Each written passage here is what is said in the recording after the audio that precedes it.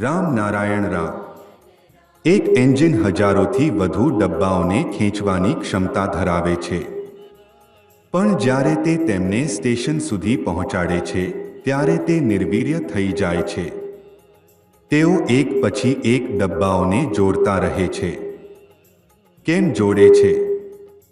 કેમ કરે છે આ બધું?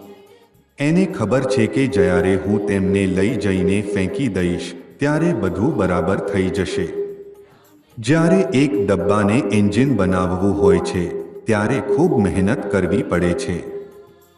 એન્જિનને કોઈ આરામ નથી. આગ સતત ધધકે છે, બધા તત્વોને ખેંચી લે છે. કેટલું દુઃખ, કેટલા આઘાત, માન-અપમાન, એને કશી પણ વાતની પરવા નથી. આટલી બધી લીફો પછી પણ એ કેમ ખેંચી રહ્યો છે? એ જાણે છે કે જો એકવાર તેમને લઈ જઈને ફેંકી શક્યો તો ફરી પાછું આવવું નહીં પડે. આ બધું કોણ કરાવે છે? એ સૃષ્ટિકર્તાના કાર્યમાં જોડાયેલો છે. સૃષ્ટિકર્તાની શક્તિને સંપૂર્ણ બનાવવા માટે જ આવું કામ થઈ રહ્યું છે. જો સૃષ્ટિકર્તાની અંતિમ ઈચ્છાને પણ પૂર્ણ કરી ન શક્યો તો એ કરતાં વધુ દુઃખદ વાત બીજું શું હશે?